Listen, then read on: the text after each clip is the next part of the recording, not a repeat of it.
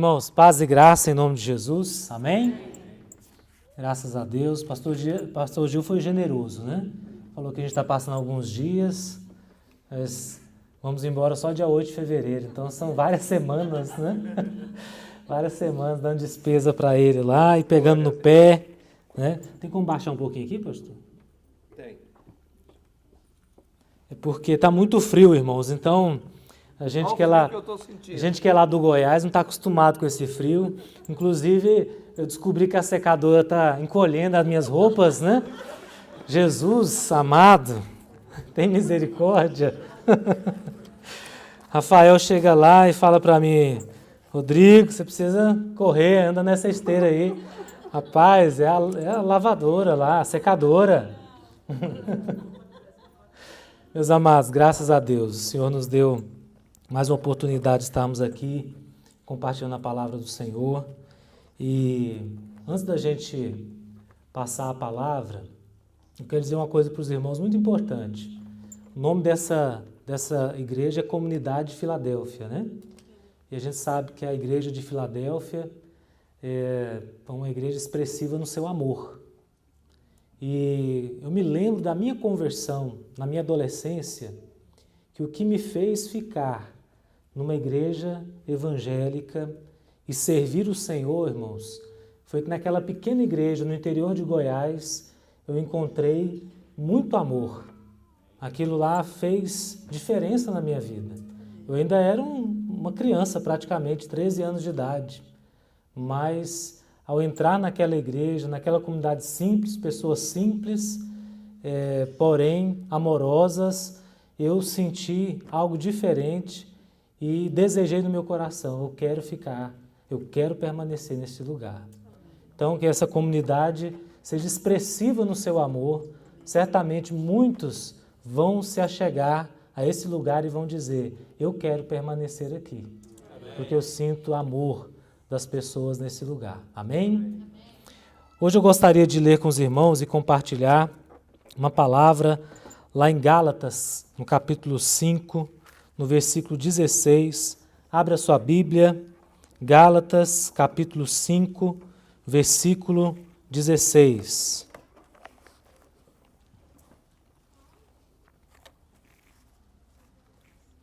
Gálatas, capítulo 5, versículo 16.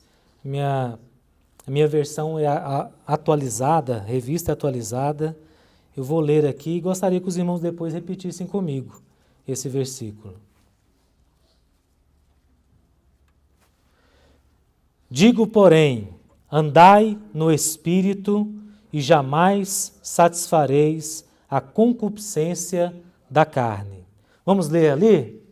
Digo, porém, andai pelo Espírito e não haveis de cumprir a cobiça da carne. Feche seus olhos. Pai Santo, Pai querido, nós te damos graças, Senhor, por este ajuntamento. Louvamos o teu nome, Pai, porque o Senhor, Pai, nos trouxe a esse lugar. E se o Senhor nos trouxe a este lugar, Pai, é porque o Senhor tem propósito.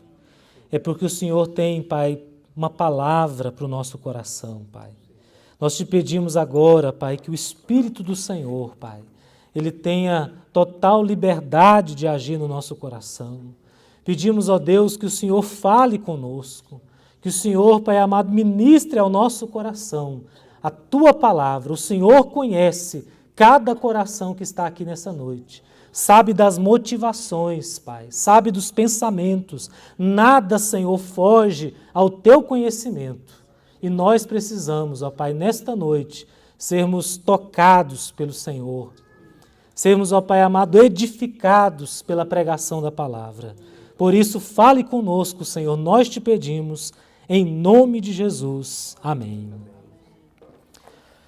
Meus irmãos, o que é a vida cristã? Eu posso dizer que nós vivemos um tempo de confusão. E por que eu digo que vivemos um tempo de confusão? Porque vivemos num tempo de diversidade religiosa. E aí eu estou pensando numa grande diversidade de denominações que se intitulam cristãs. Mas no meio dessa diversidade de nomes, de igrejas, de instituições, nós também nos damos conta que estamos vivendo um tempo de diversidade de doutrinas e comportamentos. Quer dizer, a variedade dessas igrejas, das denominações, das manifestações da fé, tem nos conduzido também para essa sensação confusa de pensarmos e questionarmos o que é a vida cristã. O que é ser um cristão de fato? Como viver a vida cristã se nós estamos imersos num tempo de tanta diversidade? Tantas vozes, tantas pregações, tantas doutrinas. Por exemplo, nós poderíamos pensar em alguns que vivem uma fé formalista, que dão ênfase em tradições religiosas, que dão ênfase na forma do culto. Nós poderíamos pensar em outros que têm uma fé legalista, que dão ênfase nas regras, nas normas. Nós podemos pensar também naqueles que têm uma fé espiritualizada, onde a ênfase está num certo mover do espírito, numa certa subjetividade do culto e na vida das pessoas. Então a gente se vê no meio, né, dessa situação, e a pergunta que eu começo a fazer a você nessa noite é: o que é então a vida cristã? Quando nós observamos aqui essa epístola de Paulo aos Gálatas, irmãos, de uma certa forma, dentre os vários temas que Paulo aborda nessa epístola, ele está esclarecendo àquela igreja o que é a vida cristã e como essa vida deve ser vivida. E é muito interessante essa epístola aos Gálatas, porque essa foi uma igreja fundada pelo próprio apóstolo Paulo. Ele, numa das suas viagens missionárias, passou nessa região, chamada região da Galácia, e ali ele mesmo diz na epístola que por causa de uma enfermidade, ele teve que permanecer naquele lugar, e esta enfermidade, então, abriu a oportunidade para que ele pudesse pregar o Evangelho. E ele testemunha que aquela igreja recebeu o Evangelho com muita avidez. Foi um lugar fértil, onde ele semeou a semente brotou e logo deu frutos. Ele pôde ver a fé dos Gálatas. Ele se alegrou com aquela igreja. Mas, como ele era um missionário, ele não permaneceu ali por muito tempo, logo ele partiu e continuou a sua viagem missionária, consolidando os crentes em outros lugares. De repente, irmãos, Paulo recebe notícias de que os Gálatas, que haviam abraçado com tanto fervor a fé em Cristo, eles estavam sendo influenciados por alguns irmãos que Paulo chama de falsos irmãos, influenciados a abandonarem a fé em Cristo Jesus. Naqueles dias, havia alguns cristãos denominados de cristãos judaizantes.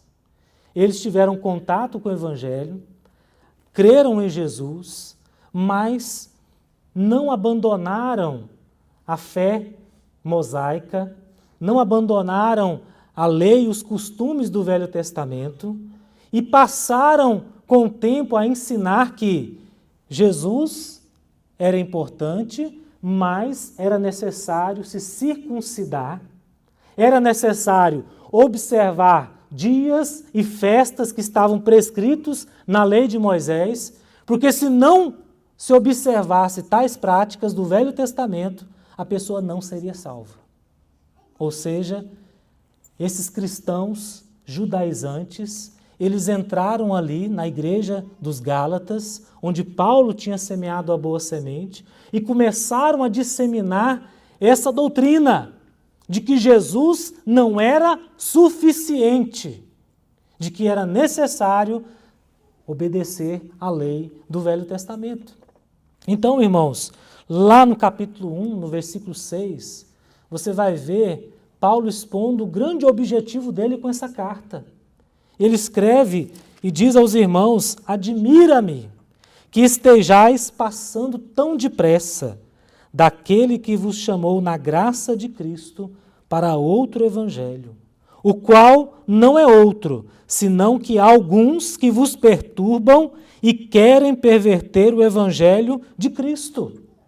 E ele diz ainda, irmãos, no verso 8, mas, ainda que nós, ou mesmo um anjo vindo do céu, vos pregue evangelho que vá além do que nós, do que vos temos pregado, seja anátema. Assim como já dissemos, e agora repito, se alguém vos prega evangelho que vá além daquele que recebestes, seja anátema. Meus irmãos, então, a grande questão que estava ali é justamente o sentido da vida cristã, o que era viver a vida cristã. Em um determinado momento, aqueles irmãos se viram perturbados por uma doutrina que se dizia evangélica, mas que Paulo diz, não é o evangelho de Cristo. Não é. E aí Paulo escreve para reafirmar, irmãos, a importância do evangelho, para reafirmar que Cristo, ele é o centro da nossa fé, para reafirmar que nós somos justificados pela fé em Cristo Jesus, que a lei não pode salvar, que a lei funcionava como uma dádiva de Deus, mas ela era um aio. Você já ouviu essa palavra? Aio, né?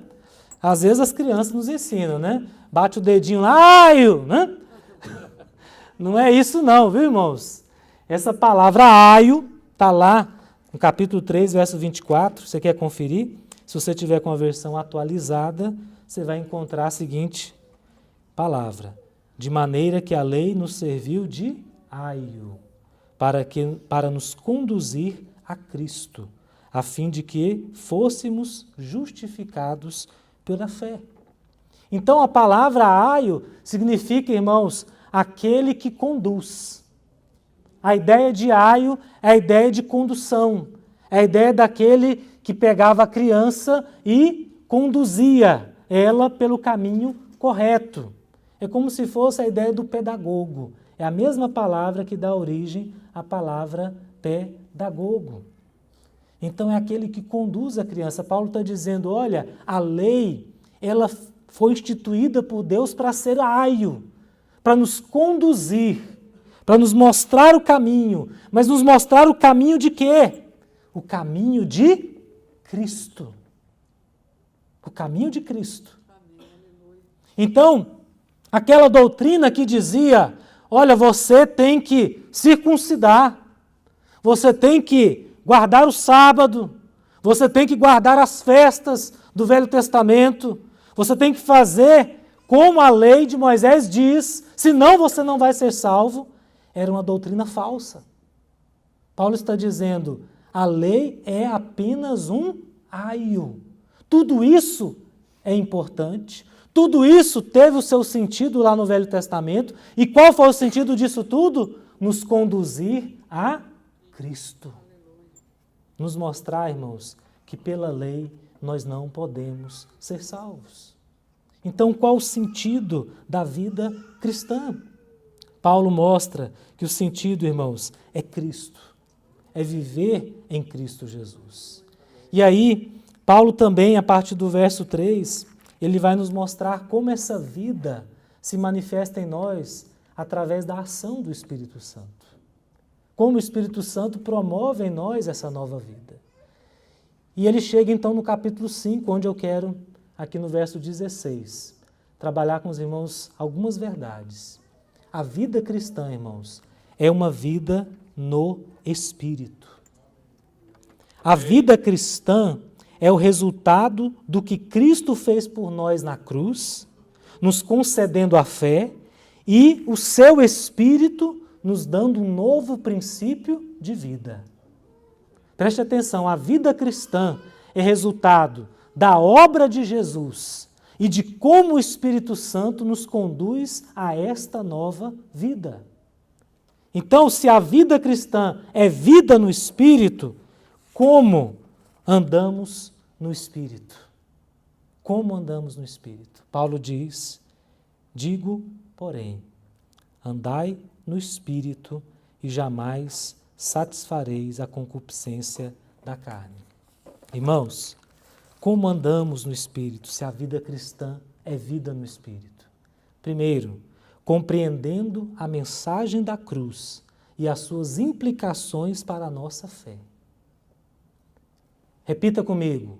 Compreendendo a mensagem da cruz e suas implicações para a nossa fé. Quando Paulo diz, digo, porém. O que é o porém do apóstolo Paulo? Que porém é esse que ele está colocando ali para a igreja dos Gálatas, nesse contexto em que ele anuncia a necessidade de nós andarmos no Espírito? Irmãos, o porém que Paulo se refere aqui é esse contexto imediato, que você volta aí à sua Bíblia, onde Paulo vai estar afirmando que os Gálatas estavam cedendo à palavra de falsos irmãos. Estavam se esquecendo do conteúdo da pregação da fé. No capítulo 3, olha que interessante, o apóstolo Paulo diz, no verso 1, ó Gálatas insensatos, quem vos fascinou a vós outros, ante cujos olhos Jesus Cristo foi exposto como crucificado? Quero apenas saber isto de vós, recebestes o Espírito pelas obras da lei ou pela pregação da fé?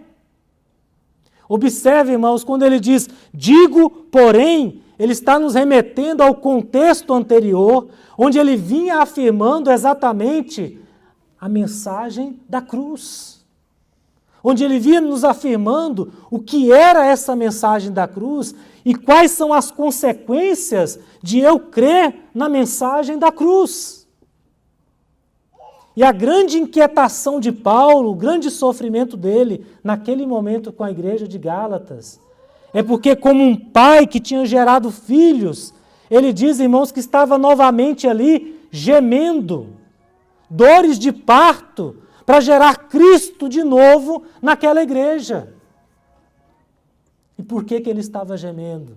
Porque aquela igreja, de alguma forma, irmãos, estava se afastando da mensagem da cruz e perdendo a perspectiva da fé que vem dessa cruz, da fé que vem de conhecer o poder da cruz na nossa vida.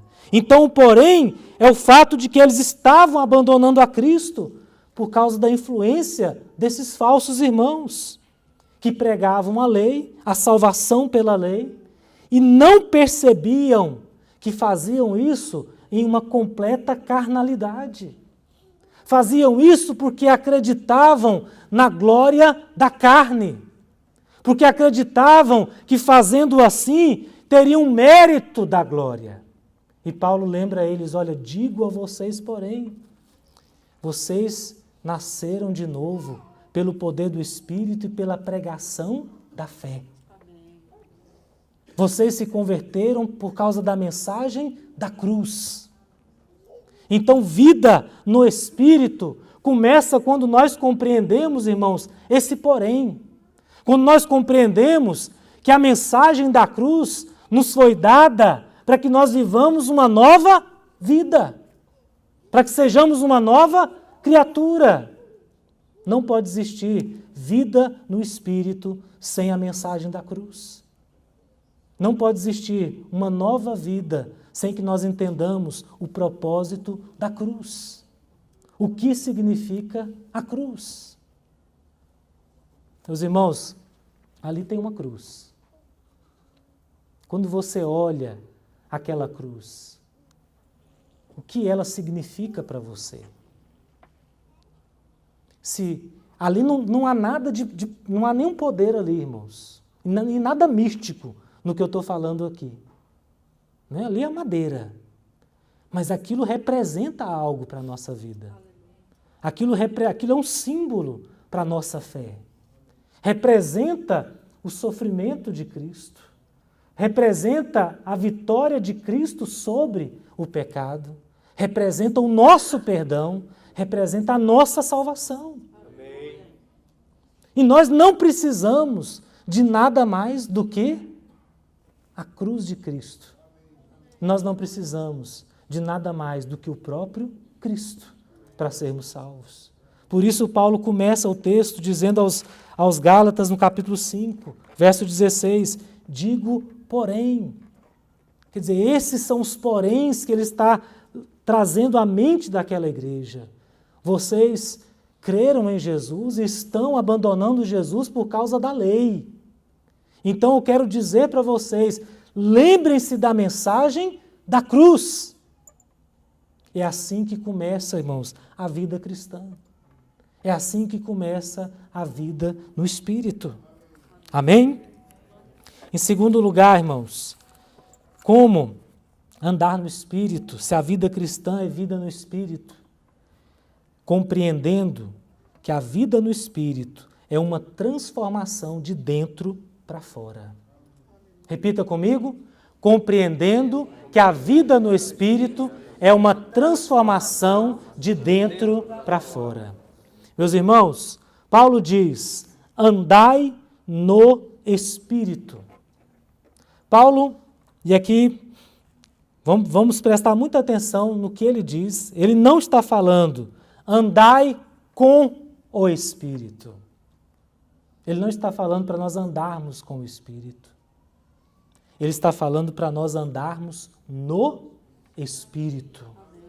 E essa palavra é muito importante, esse detalhe, porque quando ele diz andai no, ele está nos remetendo a uma situação, irmãos, em que a nossa vida, ela se une ao Espírito Santo de uma forma misteriosa e miraculosa, e a nossa vida, então, passa a não ser mais nossa, mas nós passamos a andar dentro do próprio Espírito de Deus. E o próprio Espírito de Deus dentro de nós.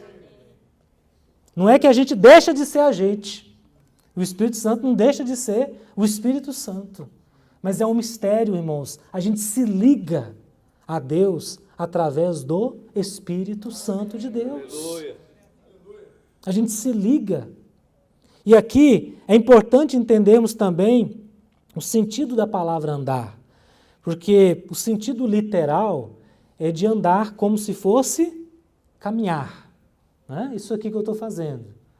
Mas há um sentido figurado, que é o sentido de viver. É o sentido de comportar-se. E Paulo está falando desse andar como viver. Ele está usando aqui esse sentido figurado que quer nos dizer o seguinte, quando nós estamos no Espírito, nós vivemos no Espírito e o nosso comportamento passa a ser mudado pelo Espírito Santo de Deus. E aí uma coisa interessante, né? Pensando em comportamento, não sou psicólogo, mas existem duas escolas de psicologia que eu quero citar aqui para dar este exemplo. Há uma escola chamada comportamentalista. Nessa escola, acredita-se que a pessoa ela pode ter os seus problemas de ordem psicológica melhorados, mudados, à medida que a pessoa modifica o seu comportamento. Para modificar o comportamento, essa escola propõe uma série de técnicas comportamentais, que são estratégias que trabalham o comportamento a partir, irmãos, de todo elemento concreto objetivo, que se vê. Então, é algo de fora para dentro. Por exemplo, o irmão Ronan tem medo, né, de gente baixinha. E aí, o que a gente faz na técnica comportamental? A gente vai se aproximando devagarzinho, né? O irmão vai dando aquele susto, porque ele vai vendo que a gente não é tão pequeno assim, né? E vai se aproximando aos poucos, e dosando isso até que o irmão chama o pequeno para trabalhar lá no SCAF. Deus me livre. Irmãos, trabalhei com esse homem aqui ano passado, retrasado. Foi no verão dessa Flórida, né? Ô Jesus! Então, irmãos, Deus vai fazendo, né, se crer dessa forma, na comportamentalista. Que se você mudar as situações de fora para dentro, você muda o comportamento da pessoa e, consequentemente, você ajuda ela a tratar das suas questões psicológicas. Não estou avaliando a teoria, irmão, só estou dando um exemplo. A outra escola é uma escola analítica e cognitivista. Para essa escola, toda mudança na psique, ela se dá de dentro para fora. A partir do momento que a pessoa passa por uma compreensão, uma análise de determinadas situações e de si mesmo, e isso muda de alguma forma dentro dela as suas estruturas psíquicas e faz com que ela mude a sua percepção. Então, o irmão Ronan, ele tem lá, nessa escola, uma compreensão de que baixinho não faz mal a ninguém. Então, a partir desse momento, ele passa a não ter medo mais do baixinho. Fala, não, eu vou convidar esse cara para trabalhar comigo, né? Vou trazer ele para perto de mim. E aí, então, irmãos, o que eu quero dizer com esse exemplo? Que o Espírito de Deus, ele trabalha na nossa vida, irmãos, de dentro para fora. Que o andar no Espírito é uma transformação que opera a partir do nosso interior. Quando nós ouvimos a mensagem da cruz, ainda que ela seja emitida de fora para dentro, irmãos, ela precisa modificar o nosso interior. Ela precisa modificar o nosso coração. E quando ela atinge o nosso coração, nós então passamos a andar no Espírito, a viver no Espírito. E isso não é aprendido, irmãos, com regras, não é aprendido com normas, não é aprendido com regulamentos. Isso é obra de Deus. Isso é obra soberana do Espírito Santo de Deus. Meus amados, eu creio nas manifestações do Espírito, nos dons do Espírito. Mas eu creio de uma forma em que o Espírito é soberano, em que Ele faz, em que Ele opera. E paz, meus irmãos, eu já vi situações em que as pessoas produzem um ambiente externo, todo exterior, e técnicas para ensinar as pessoas a serem cheias do Espírito, a orar em línguas. Já vi isso, irmãos. Como se o Espírito Santo precisasse de uma ajuda, de uma mãozinha do homem, para que alguém pudesse se encher dele, se transbordar dele. Cuidado, irmãos, cuidado com o falso. Cuidado com o falso. Então, andar no Espírito, uma vida cristã, irmãos, passa por essa compreensão de que a transformação ela é de dentro para fora. Por isso que Paulo não diz andai com o Espírito. Ele diz andai no Espírito. Se você pode, irmãos, andar no Espírito, por que andar do lado do Espírito? Se ele pode andar dentro de você. Então pensemos nisso. Terceiro lugar, irmãos, a vida cristã. Qual o seu sentido? Se ela é vida no Espírito, nós precisamos compreender que a vida no Espírito tem como resultado natural a santificação. Amém. Repita comigo. A vida no Espírito tem como resultado natural a santificação. Diz então o apóstolo Paulo, andai no Espírito e jamais satisfareis a concupiscência da carne. Irmãos, tinha lá o versículo, né, da outra versão.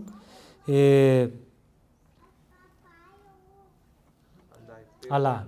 Digo, porém, andai pelo Espírito e não haveis de cumprir a cobiça da carne. Né?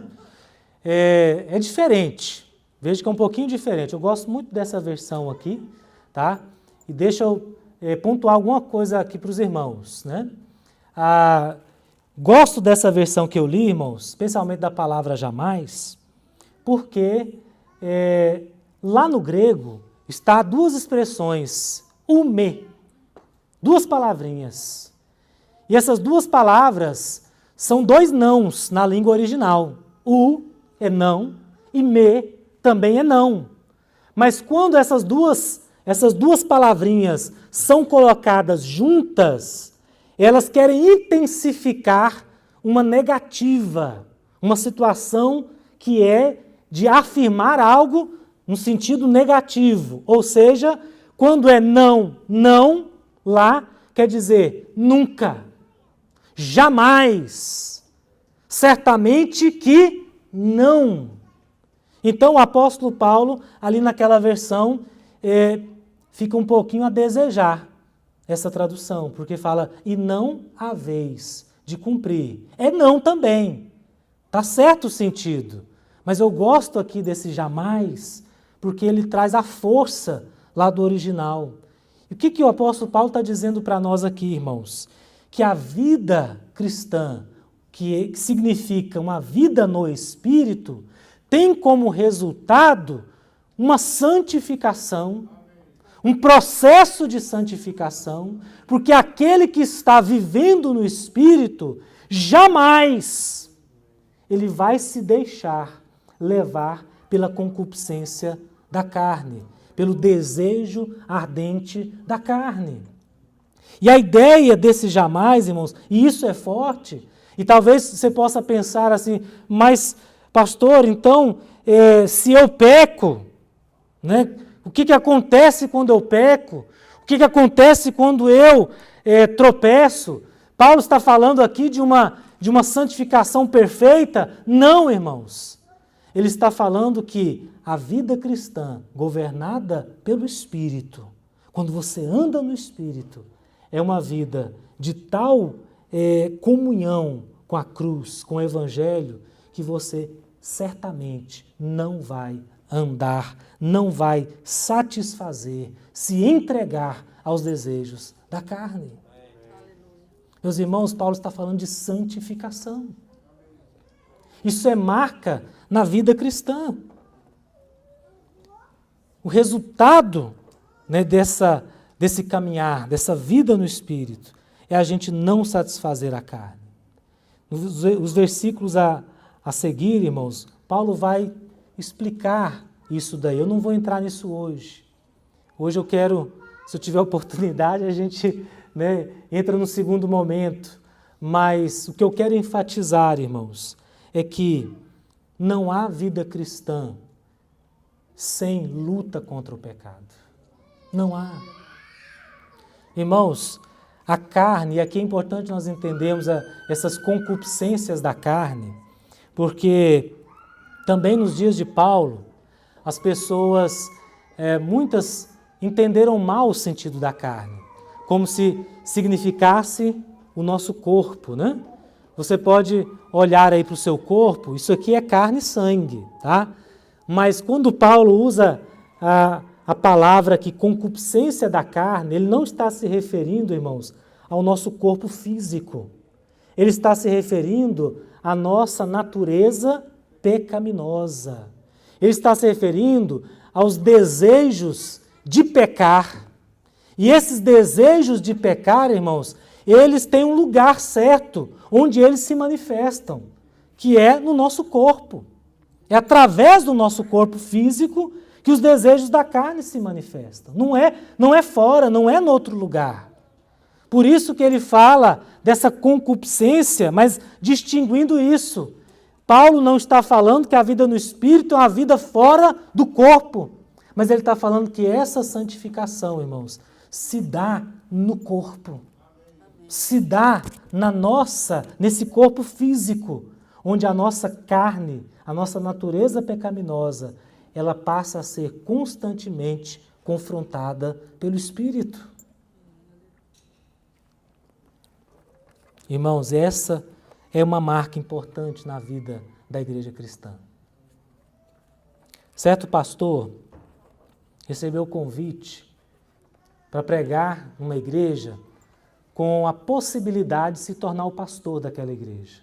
Então, muito comum as igrejas, quando estão em processo de transição pastoral, algumas igrejas que têm esse modelo de governo convidam pastores, a assembleia ouve os pastores e aí decide, né, qual pastor eles querem para ser pastoreados. E esse pastor então foi pregar nessa igreja, todo mundo gostou muito da sua mensagem, da sua palavra, e na reunião então da liderança, do conselho, o pastor foi entrevistado e tudo corria muito bem, quando de repente, naquela reunião, um dos membros da liderança disse para o pastor, pastor, então está praticamente tudo certo, o pastor aceita o convite de vir pastorear a nossa igreja, e aí eu só queria pedir para o pastor, dizer para o pastor uma coisa.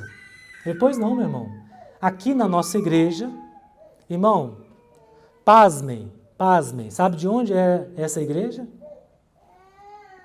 Brasília. Aqui, nesta igreja, Brasília, nosso pastor não pode pregar sobre pecado. O senhor foi muito bom, a mensagem foi muito boa, nós queremos você para nosso pastor, mas nós queremos te recomendar uma coisa, não pode pregar sobre pecado. Irmãos, ele agradeceu o convite e foi embora, graças a Deus. Né? E pasmem, uma igreja em Brasília, uma importante igreja evangélica em Brasília. Né? Não precisa falar muita coisa. Então, irmãos, como viver vida cristã se nós não pudermos pregar sobre santificação? Como o Espírito vai agir se o resultado natural da sua ação na vida da igreja é santificar a igreja? Porque é dentro da santificação, irmãos, que Deus vai se manifestar. É na santificação que Deus vai operar o seu poder na vida da igreja. Às vezes, alguém pode questionar e pensar, mas Deus não está agindo na minha vida. Tudo na minha vida está dando errado. Por que eu não estou acertando? O que está acontecendo? Será que Deus se esqueceu de mim? Pare e pense. Pare e pense. Às vezes, irmãos, a igreja está em pecado. Às vezes o pecado está reinando no nosso coração. Deus não vai se manifestar num lugar onde haja pecado. Ele se manifesta, irmãos, onde há pecadores arrependidos. Amém. Pecadores que querem andar em santificação. Amém. Mas ele não vai agir, irmãos, onde há pecado. Se deliberadamente, irmãos, nós sabemos o que é o pecado, e se conscientemente nós permanecemos no pecado, não contemos com o auxílio do Espírito Santo de Deus. Não contemos. E isso eu estou falando para você que conhece Jesus. Para você que conhece a mensagem da cruz. Para você que anda, que tem o Espírito Santo como selo da promessa na sua vida. Meus irmãos, Deus quer uma igreja santificada. Vida cristã é vida de santidade. É não satisfazer os desejos da nossa carne. É dizer não quando a carne fala forte dentro de nós. É dizer não, é resistir para que o diabo fuja de nós. Isso é resultado da vida do Espírito em nós. Irmãos, concluindo então a nossa palavra, vida cristã é vida no Espírito, que significa compreendermos, primeiro, a mensagem da cruz e suas implicações para a nossa fé. Segundo, a transformação de dentro para fora, que é operada pelo Espírito Santo de Deus. E terceiro, a santificação como resultado natural da vida no Espírito.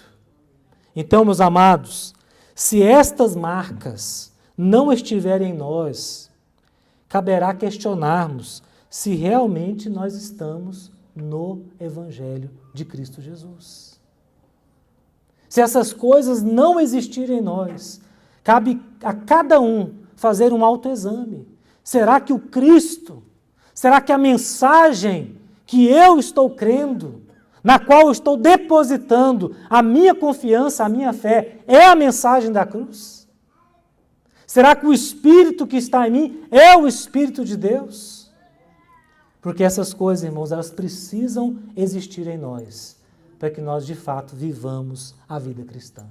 Então, irmãos, nesse tempo de confusão, em que alguns defendem o formalismo, outros o legalismo, outros um espiritualismo, nesses tempos de confusão, irmãos, essas são as marcas da vida cristã.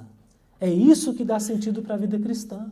Então, não é nome de denominação religiosa, não é o nome do pregador a quem você gosta de ouvir, nada disso, mas simplesmente Cristo e a sua mensagem. Amém? Vamos ficar de pé, vamos orar. Feche os seus olhos.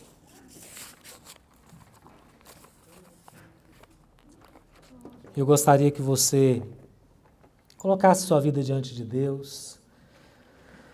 A palavra de Deus, irmãos, diz que o Senhor nos daria o seu Espírito e que Ele levantaria no seio da sua igreja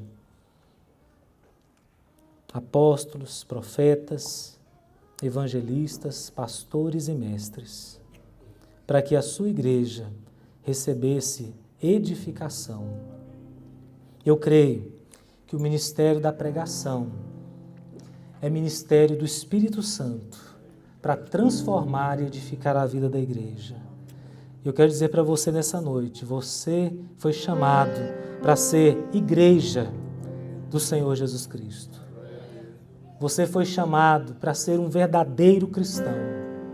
Não aceite no seu coração ser menos do que um verdadeiro cristão. Não aceite.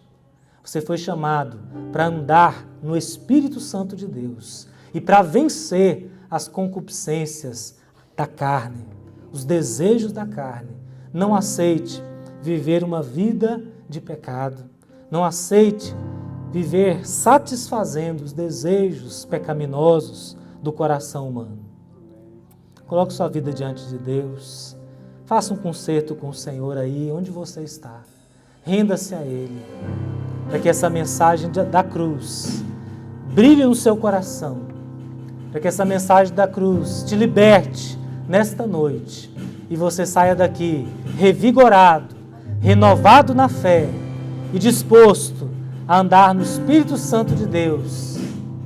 Pai Santo, Pai querido, obrigado, meu Deus, porque a Tua palavra é viva e eficaz, porque a Tua palavra, Pai, é como uma espada de dois gumes, penetrante, Senhor, capaz de dividir o indivisível, de separar alma e espírito, capaz de trazer vida ao pecador, Senhor. E nós te pedimos nesta noite, em nome de Jesus, que o Senhor nos dê a graça de vivermos a vida cristã que o Senhor preparou para nós, Senhor. Nos dê graça, Pai, para sermos uma igreja, Pai, fervorosa, uma igreja viva, aleluia, em que o Senhor, Pai, manifeste, ó Deus, o Teu poder, em que a mensagem da cruz e a pregação da fé, Pai, sejam eficazes para a salvação, para a transformação, Pai, do Teu povo, em nome de Jesus.